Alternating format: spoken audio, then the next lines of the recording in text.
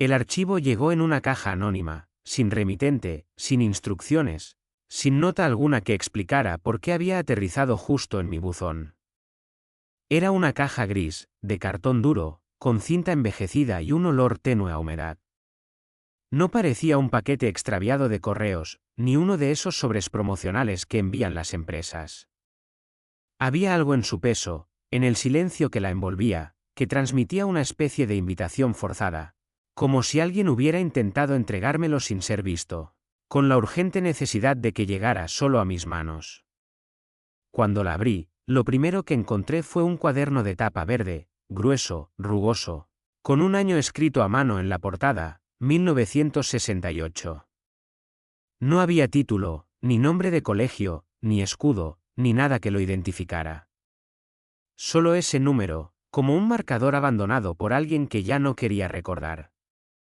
Debajo del cuaderno, envuelto en papel de seda, había una carpeta con fotografías, y bajo las fotografías, una cinta de cine de 16 milímetros, guardada en una lata metálica con manchas de óxido.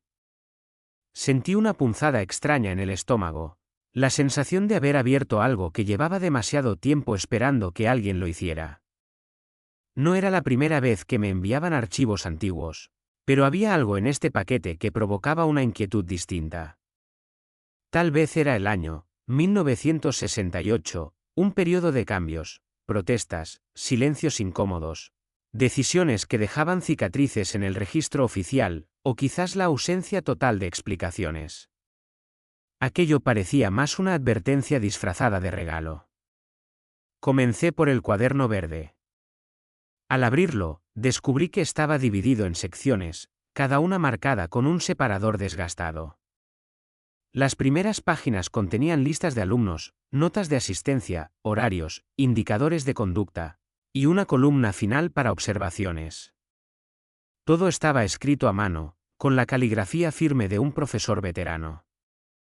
24 nombres se repetían una y otra vez, siempre los mismos, siempre en el mismo orden. Pero ya en las primeras páginas noté algo extraño, aunque solo había 24 nombres.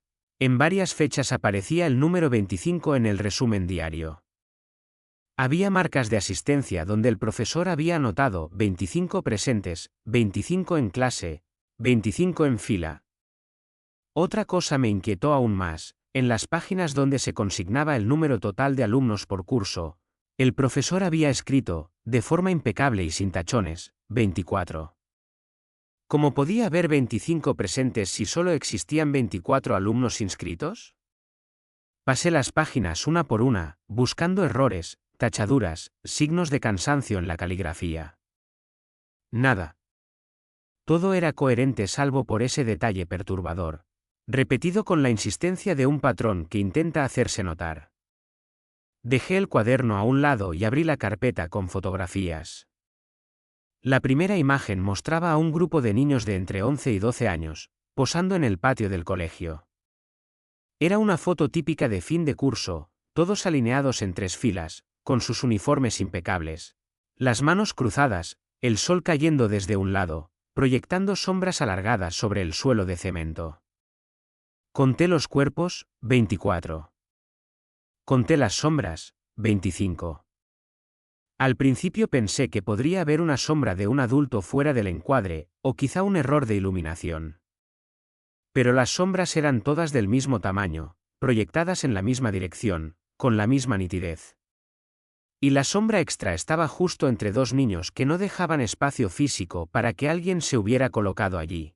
Era como si aquella sombra perteneciera a un cuerpo ausente, a una figura que debería estar de pie en el grupo, pero que la cámara, de algún modo, había decidido omitir. Miré más de cerca. La sombra tenía la forma exacta de un niño, la altura, la proporción de los hombros, la silueta de los brazos. No había nada difuso en ella, nada que sugiriera un fallo del equipo fotográfico. Era tan real como todas las demás. Y sin embargo, no había nadie proyectándola. Seguí revisando fotos. En una de ellas, tomada durante la clase de gimnasia, los niños realizaban estiramientos en fila. 24 cuerpos doblándose hacia adelante, y entre ellos, un espacio vacío en la línea. Pero en el suelo, justo allí, se dibujaba otra sombra, la de alguien que aparentemente participaba en los ejercicios, pero cuya presencia el lente no había registrado. La sombra imitaba el gesto de los demás, como si un cuerpo invisible se inclinara a la par con sus compañeros. Sentí un escalofrío leve, que comenzó en la base de la columna vertebral y se extendió lentamente hacia arriba.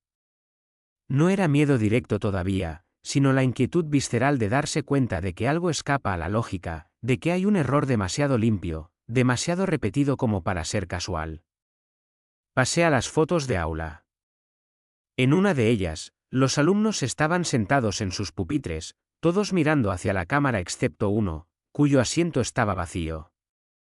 Pero debajo del pupitre se veía claramente un par de sombras de piernas. No coincidían con la posición de ningún niño. Estaban alineadas perfectamente con el pupitre vacío, como si alguien estuviera sentado allí, con los pies firmes en el suelo, pero sin cuerpo encima. Cerré los ojos unos segundos para ordenar mis pensamientos. Aquello no parecía una simple serie de errores técnicos. Era como si la cámara hubiera captado algo que el ojo humano no podía ver. O peor aún, como si la cámara hubiera decidido mostrar algo que alguien había tratado de esconder. Volví al cuaderno escolar. Examinar las anotaciones me produjo una mezcla de curiosidad y malestar. En una página, el profesor había escrito: hoy, 24 en clase, 1 sin registrar. La frase estaba casi oculta bajo una mancha de tinta, como si alguien hubiera intentado borrarla. Pero no por completo. Era una frase escrita con prisa, con un trazo que no coincidía con la precisión del resto del cuaderno. Me quedé mirándola largo rato, intentando imaginar al profesor escribiéndola, dudando, tachando, dejando a medias la corrección. Algo le hizo detenerse. Algo que quizá no quiso, o no pudo, explicar. Y entonces abrí la cinta de cine. La lata metálica estaba fría, como si hubiera sido almacenada en un sótano o un archivo subterráneo durante décadas. Tenía el olor del polvo antiguo mezclado con un rastro tenue de químico fotográfico. Monté el proyector, conecté la lámpara interna, y pasé la cinta cuidadosamente entre los rodillos. El sonido del mecanismo al empezar a girar tenía algo de ritual prohibido. La película comenzó con imágenes del patio escolar. Los niños alineados. El sol. Las sombras. 17 segundos de normalidad. Y luego, en el segundo 18, la imagen tembló. No de forma accidental ni mecánica, sino como si algo hubiera pasado delante de la cámara, un movimiento rápido, preciso, demasiado humano para ser un fallo técnico. La escena recuperó la estabilidad, pero ahora había un cambio, los niños parecían más tensos, las sombras más largas. Era imposible. Las sombras no cambian de tamaño por un breve temblor. Algo había alterado la escena. Algo había pasado frente a la cámara. Algo que el lente no captó, pero cuya presencia había dejado una marca. Avancé unos segundos. Los alumnos comenzaron a caminar hacia un lado del patio, formando dos filas. Conté mentalmente las sombras, 1, 2, 3, 25. Ahí estaba otra vez. Una sombra entre dos niños que caminaban muy juntos. Un espacio mínimo entre ellos, demasiado estrecho para que una persona real hubiera pasado. Pero la sombra estaba ahí, moviéndose, perfectamente sincronizada con las pisadas de los demás. De repente, una de las niñas giró la cabeza levemente. Solo un instante. Pero en ese instante, su mirada no se dirigía a sus compañeros, ni al profesor detrás de la cámara. Su mirada se dirigía al espacio vacío donde caminaba la sombra. Sentí el latido del corazón acelerarse. Era la primera señal de que los niños, al menos algunos de ellos, sí veían aquello que la cámara captaba. Algo caminaba con ellos, existía con ellos, compartía el espacio, pero no podía ser registrado como cuerpo. Solo como huella. Corté la proyección unos segundos para respirar. El aire de la habitación se había vuelto espeso, como si el polvo del archivo hubiera impregnado cada rincón. Volví a encender el proyector. Continué. En una escena final, los niños estaban en el aula, escribiendo en sus cuadernos. El profesor caminaba entre ellos, corrigiendo ejercicios. Todo parecía normal hasta que la cámara se acercó a la parte trasera del aula. Allí, en el rincón más oscuro, había una sombra que no pertenecía a ningún niño, a ningún pupitre, a ningún objeto. Era alta, delgada, inmóvil. No tenía la forma infantil de las otras sombras. Era algo más. Pero eso no fue lo peor. En el último fotograma antes de que la cinta terminara abruptamente, pude ver algo que hizo que todo el archivo adquiriera un peso diferente. Los niños estaban mirando hacia el frente, excepto uno. En la penúltima fila, un niño con cabello corto tenía la cabeza girada hacia atrás, hacia el rincón oscuro. Su sombra estaba proyectada hacia el frente, pero la sombra de su cabeza, esa parte pequeña, redondeada, no coincidía con la posición de su cuerpo. La sombra de su cabeza estaba mirando al rincón. El niño estaba mirando a la cámara. La sombra estaba mirando algo más. Algo que no se veía. Fue ahí cuando comprendí que este archivo no estaba incompleto. Había sido deliberadamente mutilado, censurado, recortado. Y que lo que había llegado a mis manos no era la historia entera, sino solo la parte que alguien no había logrado destruir. La sombra número 25 no era un error. Era un superviviente. Uno que no debería haber estado ahí. Y que, sin embargo, estaba. Antes de seguir, si aún no lo has hecho, suscríbete y deja tu like. Hay historias que no se pueden contar dos veces, y esta es una de ellas. Lo que estás escuchando viene de un archivo que nunca debió salir de donde estaba guardado. Durante unos minutos me quedé sentado frente al proyector apagado, con la cinta todavía montada, como si cualquier movimiento brusco pudiera romper algo más que el silencio.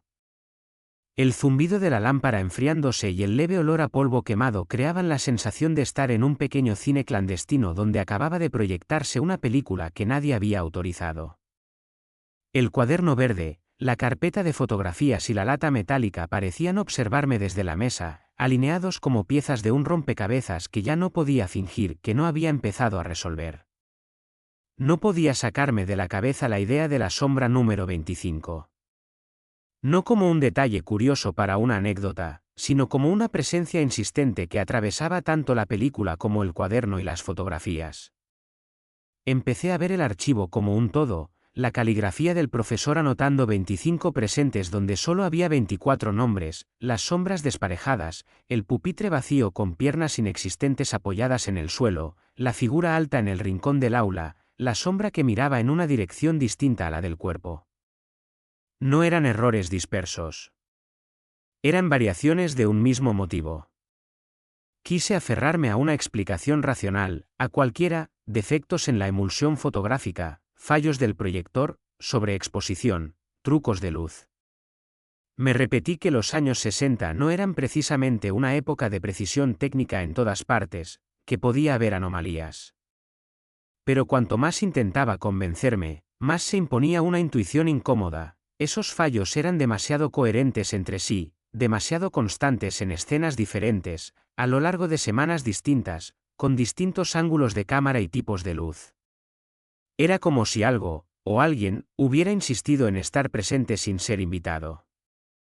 Volví al cuaderno escolar, buscando una pista que se me hubiera escapado.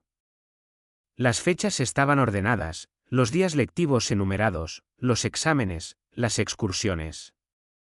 Entre observaciones rutinarias sobre disciplina y rendimiento, ocasionalmente aparecían comentarios más personales: día lluvioso, los niños estaban inquietos, 2 enfermos, clase reducida, inspección inesperada, todo en orden.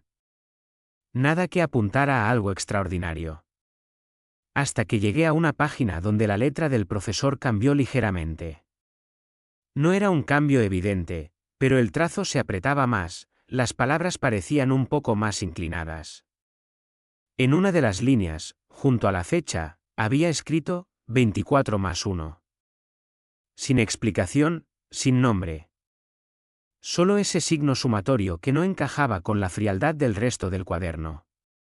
En la columna de presencia, marcaba 25 presentes. En la parte de abajo. En un recuadro que solía reservar para comentarios sobre disciplina, había una frase que casi no se alcanzaba a leer, escrita con menos presión, como si no quisiera ser registrada. No debe figurar. La tinta estaba desvaída, medio absorbida por el papel envejecido, pero las palabras seguían allí. ¿No debe figurar quién? ¿Qué? Era imposible no conectar esa frase con la sombra extra, con el pupitre ocupado sin cuerpo, con ese número 25 que aparecía como un eco en las listas de asistencia. La idea que empezó a tomar forma era sencilla y brutal. En esa clase había existido un alumno que no estaba inscrito en ningún documento oficial, que no tenía nombre en el registro, que no aparecía en el listado de matriculados, pero que, sin embargo, el profesor reconocía como presente. Como si por alguna razón hubiera sido obligado a enseñar a alguien que no podía existir en el papel. La mente buscó refugio en los contextos históricos. 1968, un país con sus propias tensiones políticas, con normas estrictas sobre quién podía estar en dónde y bajo qué identidad. Podría tratarse de un niño sin papeles, hijo de alguien perseguido, alguien que debía permanecer invisible a ojos del Estado. Podría ser la huella de una decisión humana, de esas que se toman para proteger a alguien y acaban dejando un rastro más extraño que cualquier mito. Pensarlo de ese modo aliviaba un poco la inquietud, pero solo hasta cierto punto. Porque ese niño no estaba simplemente ausente de los documentos. Estaba ausente de las fotografías. Su sombra estaba. Él, no. Sentí que la historia estaba atrapada en un punto muerto entre lo político y lo imposible, entre lo clandestino y lo sobrenatural. Y para deshacer ese nudo necesitaba salir del espacio del escritorio, del proyector y del cuaderno. Necesitaba saber si aquel colegio había existido realmente, si ese curso, ese profesor y esos alumnos habían sido algo más que un expediente fantasma. Tenía datos, el año, algunos apellidos frecuentes en ciertas regiones, la forma del patio, el estilo de los pupitres, el uniforme. Pistas pequeñas, pero suficientes para empezar. Pasé horas cruzando nombres, estilos arquitectónicos, detalles del edificio que aparecía al fondo de las fotografías. Una cornisa, una ventana de arco, una escalera exterior. Finalmente, un patrón coincidió.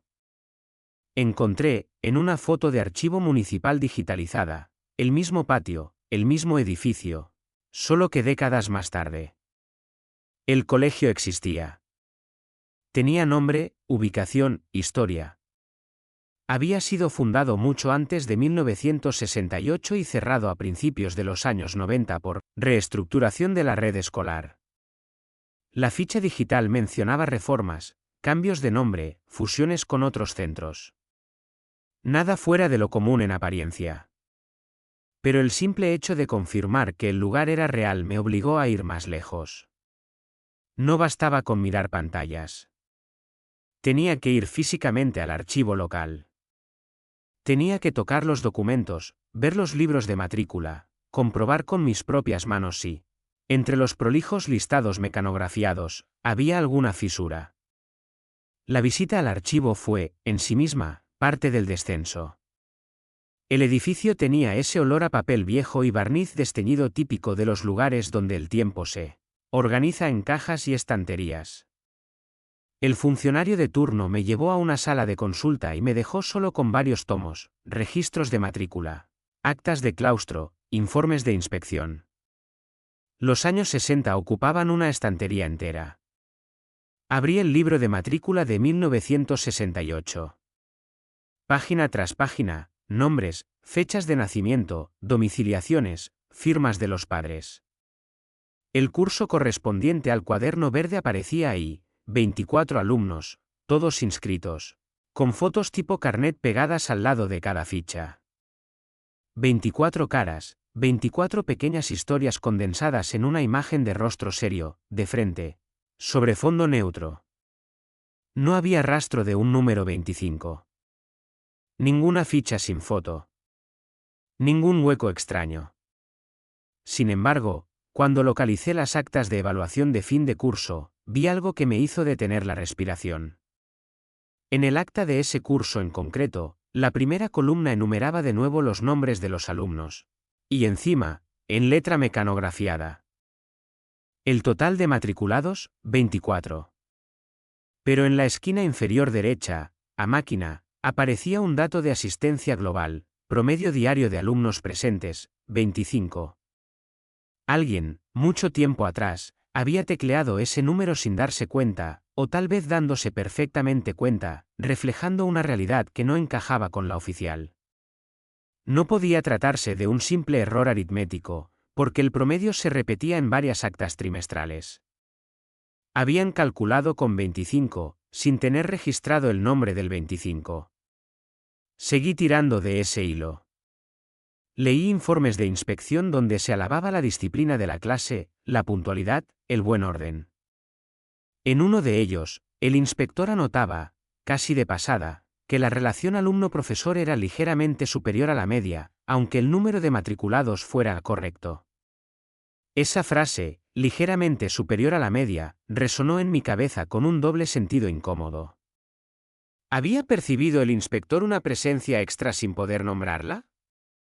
¿O solo hablaba de sensaciones generales y yo ya estaba viendo fantasmas donde no lo sabía? Fue entonces cuando encontré un documento diferente. Una nota manuscrita, suelta, sin membrete, guardada entre actas como si alguien la hubiera dejado ahí a propósito. No llevaba fecha visible, pero el papel, el tipo de tinta y la caligrafía la situaban en la misma época. Era un texto breve, casi una confesión. El profesor del curso hablaba en primera persona, aunque nunca se mencionaba por nombre. Decía que aquel año había sido particularmente extraño. Que sentía, en ocasiones, que la clase estaba más llena de lo que debería. Que al pasar lista, se sorprendía encontrando su voz diciendo un nombre que no aparecía en la hoja, como si alguien se lo hubiera susurrado. Que en algún momento había comenzado a contar 25 cuerpos, para luego comprobar que solo había 24 sillas ocupadas. La parte final del texto era la que más me inquietó. El profesor admitía haber visto, varias veces, una sombra más cuando los alumnos estaban de pie en el patio, y que en días de mucho sol, la diferencia se notaba tanto que tenía que apartar la vista. Escribía que había empezado a notar 25 en la asistencia sin saber por qué, como si no hacerlo fuera una forma de mentirse a sí mismo. Y terminaba con una frase que me dejó helado: si no lo escribo en alguna parte, él dejará de existir del todo. Y sé, aunque no debería saberlo, que eso sería una injusticia. No decía quién era él. No decía cómo había llegado. No decía si se refería a un niño real, invisibilizado por la burocracia, o a algo que solo él podía percibir.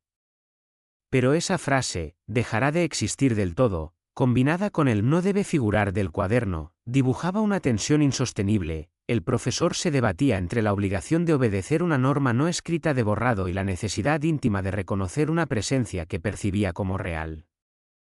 Salí del archivo con una sensación extraña, como si llevara encima algo más pesado que unos simples datos.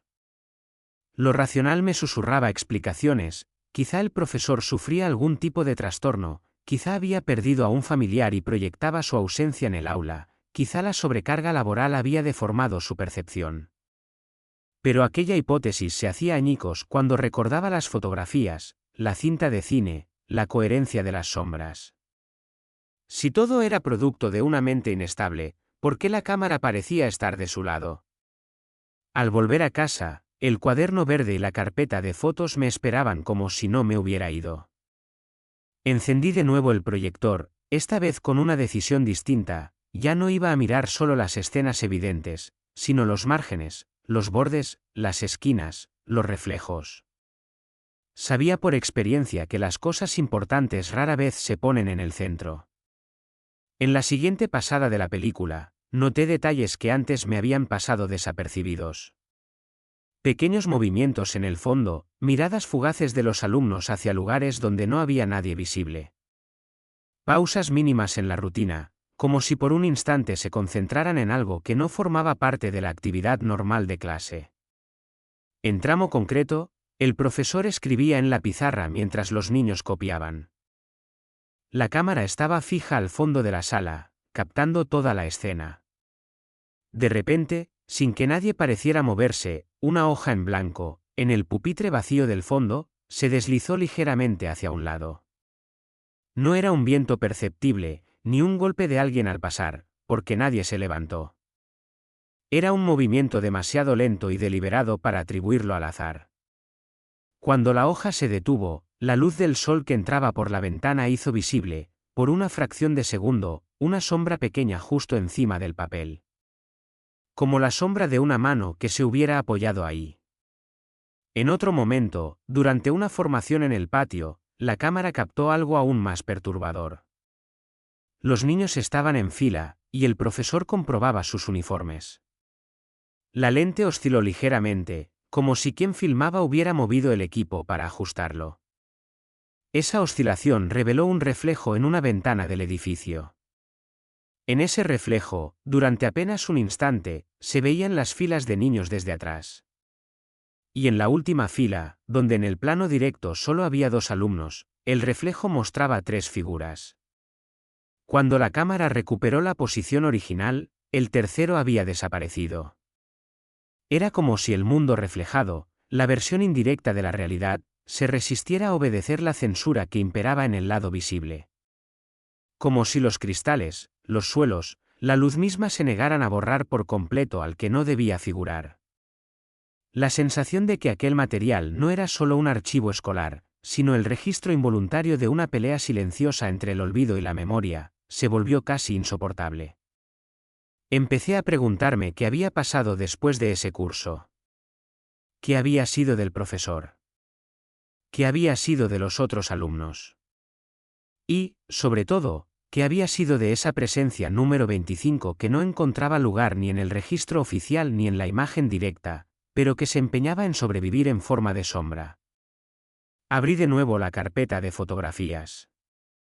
En una de las últimas, tomada al final del año, los alumnos estaban más altos, más serios, como si un peso invisible hubiera caído sobre ellos.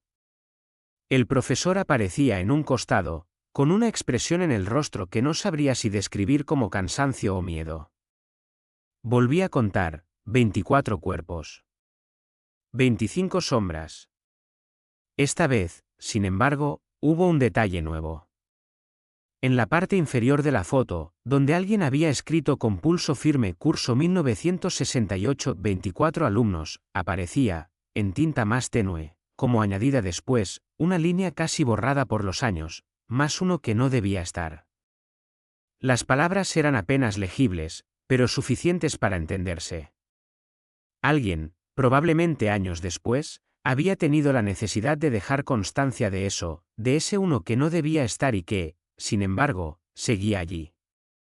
Comprendí en ese instante que el archivo, tal como había llegado a mis manos, era en sí mismo un acto de rebeldía. Alguien había decidido reunir el cuaderno, las fotos y la cinta, protegerlos, guardarlos, asegurarse de que no fueran destruidos con el resto de documentos cuando el colegio cerró. Alguien había querido que, tarde o temprano, alguien más viera lo que ellos habían visto y que no pudieron explicar.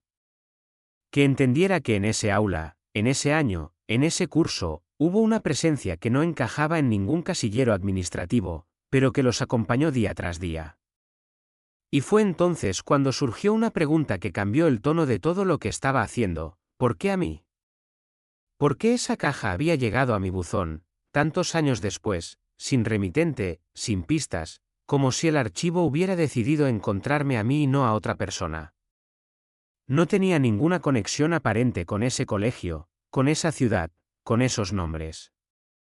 Al menos, ninguna que yo conociera. Pero cuanto más pensaba en ello, más insistente se hacía la sospecha de que, de algún modo, ya formaba parte de esa historia antes de abrir la caja. Como si no hubiera descubierto el archivo por casualidad, sino respondido a una llamada que no recordaba haber oído. Entonces volví al cuaderno verde, a una de las primeras páginas donde el profesor había anotado la lista de alumnos. Los apellidos me eran ajenos, consonantes típicas de una región distinta a la mía.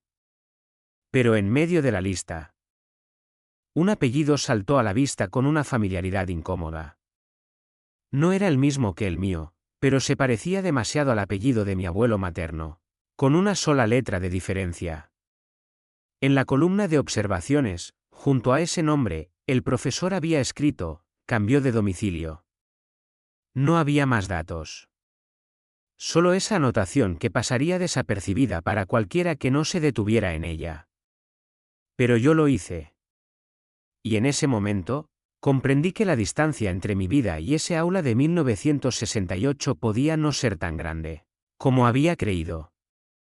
La sombra número 25, pensé, podía no ser lo único que el tiempo había dejado mal registrado. Y lo que aún no sabía, lo que estaba a punto de descubrir, es que cuando uno mira fijamente un archivo que no quiso ser olvidado, el archivo puede empezar a mirarlo de vuelta la noche siguiente, apenas dormí. No por miedo directo, sino por una sensación más profunda, más densa. La percepción de que el archivo no era un conjunto de documentos pasados, sino una estructura viva que aún estaba en proceso de revelarse. Sentía que las piezas se reorganizaban en mi mente incluso mientras intentaba descansar, como si esa sombra número 25 hubiese estado esperando durante décadas a que alguien fuera capaz de mirar el conjunto completo. Desperté con la misma inquietud con la que me había dormido. Cuando me acerqué al escritorio donde había dejado la caja, el cuaderno y las fotografías, noté que el aire de la habitación tenía un olor extraño, casi imperceptible, como el olor de un aula antigua donde el polvo se mezcla con tizas gastadas y ecos de voces ausentes. No era un olor que perteneciera a mi casa. Era un olor que venía del archivo. Me senté frente al proyector apagado, sin encenderlo todavía. Quería revisar mentalmente cada detalle antes de volver a exponerme a las imágenes. En la pared, aunque vacía, parecía flotar aún la última escena de la cinta, esa hoja que se deslizó sin ser tocada, esa sombra proyectada donde no había cuerpo. Cerré los ojos y traté de imaginar el aula en 1968, los pupitres, el profesor, los niños. Intenté ubicar al número 25 en algún rincón. Pero cada vez que lo hacía, el espacio se deformaba, como si el aula no fuese un lugar estable sino uno que cambiaba dependiendo de quien intentara recordarlo. Abrí la carpeta de fotos nuevamente. Había una imagen que todavía no había analizado con suficiente atención, una foto tomada durante una excursión. Los niños estaban al aire libre, algunos sentados en el suelo, otros de pie, con mochilas pequeñas y gorras para protegerse del sol. El profesor estaba en el extremo izquierdo, con una sonrisa forzada. En un primer vistazo, la foto parecía menos inquietante que las de aula o las de patio. Pero algo me hizo detenerme. En el borde derecho de la imagen, casi fuera del marco, había un espacio entre dos árboles donde la sombra del follaje debía proyectarse con naturalidad. Sin embargo, en ese claro estrecho, la luz parecía quebrarse. No era un truco del revelado ni una mancha del papel. Era un contorno, una figura incompleta, como si algo hubiera estado allí, pero la cámara hubiese registrado solo su ausencia. Como si la sombra número 25 hubiese intentado integrarse en un espacio natural y la luz, incapaz de comprenderlo, hubiese dejado una forma incompleta, una presencia rota. Pasé al reverso de la foto, esperando alguna nota. A diferencia de otras imágenes, esta tenía una frase escrita con letra más reciente que la del profesor, tal vez añadida años después. Aquí también estaba, seguida de un trazo tembloroso que parecía más emocional que racional. No decía quién había escrito esa frase ni en qué año. Pero confirmaba que alguien más, en algún momento, había reconocido esa presencia. Dejé la foto y abrí el cuaderno verde otra vez, buscando cualquier rastro del día de excursión. Encontré una entrada: salida al bosque, 24 alumnos, 1 ausente. Y luego, entre paréntesis, una nota que alguien intentó borrar: pero lo vi igualmente. El borrado era incompleto. Las palabras seguían ahí, como un murmullo. Un escalofrío lento recorrió mi espalda. No era solo la sombra extra. Era la insistencia del profesor por seguir registrándola. Como si desafiar la norma de borrado fuera un acto de resistencia íntima. ¿A quién había querido proteger? ¿O de qué? Encendí el proyector. La cinta se tensó ligeramente, como si también ella esperara ser puesta en marcha. Cuando la luz iluminó la pared, la primera escena parecía tranquila, el patio vacío, antes de que los niños salieran. Pero entonces noté algo que antes no había visto, una sombra solitaria proyectada en el suelo, larga, delgada, perfectamente definida. No era la sombra de un árbol, ni la de un objeto. Era la sombra de un niño parado en el centro del patio, aunque el patio estaba vacío. El corazón me dio un vuelco. Avancé la película unos segundos. La sombra seguía ahí, en distintas posiciones.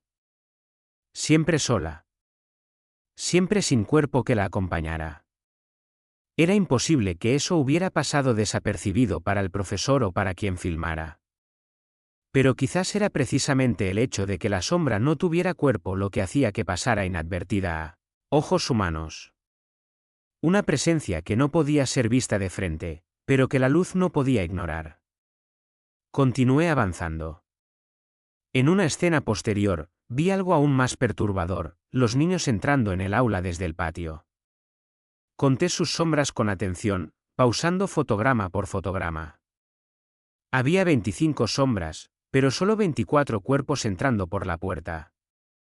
Y la sombra número 25 se movía como las demás, acompañando el ritmo, proyectándose desde un espacio vacío entre dos alumnos que caminaban muy juntos.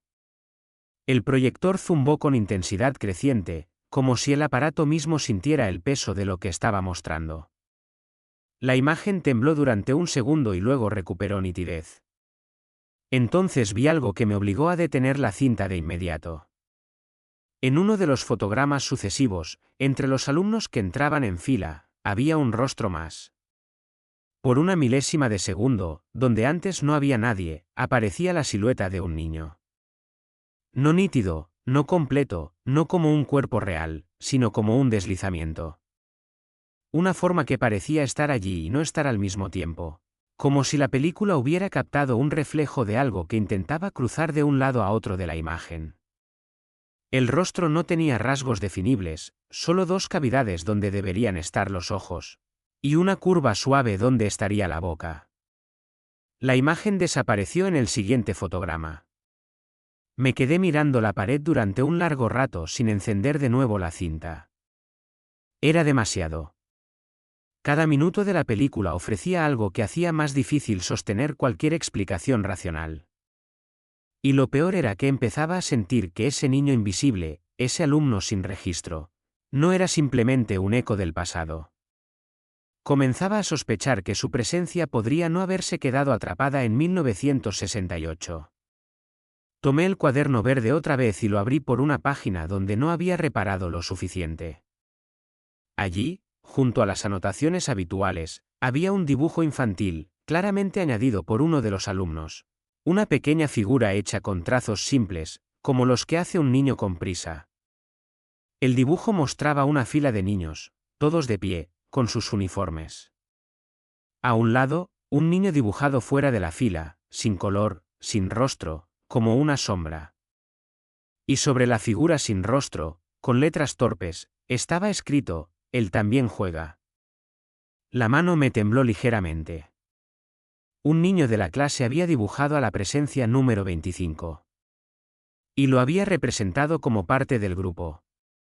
Eso lo cambió todo.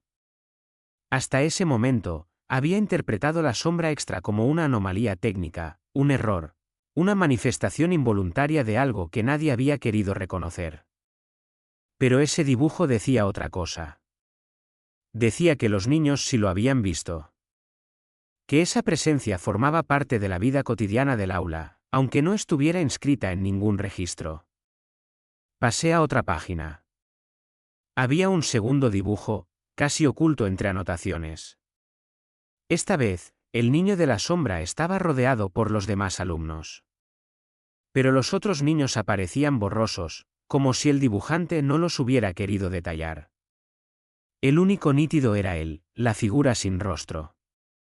Y junto a este segundo dibujo había una frase escrita en letra temblorosa del profesor: no interactúan. Pero lo siguen. El aire se espesó repentinamente. Era una frase demasiado simple y demasiado terrible. ¿Qué significaba lo siguen? ¿Dónde? ¿Para qué? Miré hacia la mesa donde reposaba la caja. La tapa parecía haber cambiado de posición, aunque yo no la recordaba así. Era una impresión sutil, pero suficiente para hacerme sentir observado. Me levanté despacio, como si cualquier movimiento pudiera activar algo latente en la habitación. Cuando apagué la lámpara del escritorio para recuperar algo de serenidad, noté un detalle que congeló la sangre en mis venas. En la pared, proyectada por la luz residual del pasillo, había una sombra más de las que debería haber. Mi cuerpo proyectaba una. La silla proyectaba otra. Pero había una tercera sombra, pequeña, delgada, perfectamente alineada, como si estuviera de pie justo detrás de mí. No giré de inmediato. Había un equilibrio frágil en ese instante, una sensación de que algo estaba entre la aparición y el recuerdo, entre la luz y la memoria. Cuando finalmente di un paso y encendí de nuevo la lámpara, la sombra extra desapareció con la misma naturalidad con la que había aparecido. Pero esa vez no era una sombra del archivo. Esa vez estaba en mi casa. Y su altura coincidía exactamente con la sombra número 25. Durante varios minutos después de ver aquella tercera sombra proyectarse en mi pared, permanecí inmóvil. No era terror puro, sino algo más profundo, más primitivo. La certeza de que lo que había estado estudiando durante horas ya no pertenecía únicamente a un año lejano, a un colegio de 1968, a un curso olvidado. Estaba aquí. Había cruzado la distancia entre un documento viejo y una habitación iluminada por una lámpara moderna. Y si había cruzado esa distancia, todo lo que estaba a punto de descubrir ya no era una explicación del pasado, sino una advertencia del presente. Volví a sentarme. Observé la caja. El cuaderno verde. La carpeta. La lata metálica. Todo parecía más oscuro que unas horas antes. Me obligué a no parpadear demasiado. Cada vez que cerraba los ojos, la sombra pequeña aparecía en mi mente como un destello negativo, como un parpadeo que insistía en no desaparecer. Tomé el cuaderno escolar y regresé a la primera página. Fui pasando lentamente, como si los dedos necesitaran recordar el peso de cada hoja. Allí estaban los nombres de los 24 alumnos, los comentarios sobre disciplina, las listas de asistencia. El famoso 25 presentes, que no debía existir. Pero ahora había algo más. No sabría decir si había estado ahí desde siempre o si solo podía verlo ahora que la sombra había cruzado mi umbral. En la parte inferior del cuaderno, entre dos líneas donde no debía haber escritura, apareció una frase que no recordaba. Se queda con el que lo mire demasiado tiempo. La tinta era tenue, como si hubiera sido escrita con prisa o con miedo. La caligrafía, reconocible, la del profesor. Pero esa frase nunca había estado ahí antes. No podía haber estado. Yo había revisado esa página decenas de veces. Y sin embargo, ahora estaba. Un escalofrío me recorrió el pecho, como si la tinta hubiera aparecido no en el pasado, sino en el presente, como si hubiese terminado de resecarse hacía unos segundos. Leí la frase una y otra vez. Se queda con el que lo mire demasiado tiempo. ¿Qué significaba exactamente quedarse? ¿Había ocurrido antes? ¿Era esa la razón por la que el archivo había llegado a mí? Abrí la carpeta de fotografías. La primera era la del patio, donde las sombras se extendían en línea recta.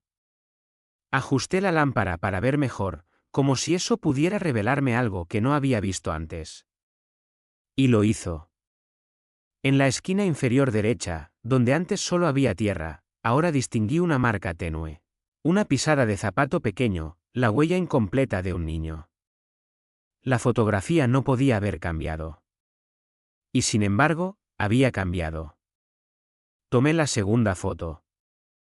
Allí estaba la sombra extra, perfectamente proyectada entre dos alumnos. Pero esta vez noté un detalle más: la sombra número 25 parecía ligeramente más nítida que las otras. Como si su contorno hubiese ganado fuerza, como si se hubiera acercado a la fuente de luz. Un crecimiento. Una intensificación. Sentí el impulso de dejar las fotos. Pero mi mano buscó la lata metálica casi por instinto. Era la pieza del archivo más impredecible, más directa. Abrí la tapa con movimientos lentos. La cinta estaba enrollada en su carrete. Antes de colocarla, miré la superficie interna de la lata. Había una frase escrita en lápiz, casi borrada. No lo mires a los ojos. Con un temblor que no podía controlar, monté la cinta en el proyector. Encendí la lámpara. La película comenzó a correr. Las primeras escenas parecían idénticas: el patio, el aula, los niños, las sombras. Estaba preparado para algo nuevo, pero no para lo que ocurrió. En un momento de la cinta, cuando los alumnos entraban en el aula, la imagen se detuvo por un segundo sin razón técnica. Era como si alguien hubiera pulsado un botón invisible desde dentro. El fotograma congelado mostraba un ángulo extraño, la cámara mirando hacia la puerta, los niños entrando, y en el centro del encuadre, por primera vez, estaba él. El alumno número 25. No era una figura borrosa ni un destello. Estaba allí. De pie. A la altura del marco. Mirando directamente a la cámara. El primer impulso fue apartar la vista, pero no pude.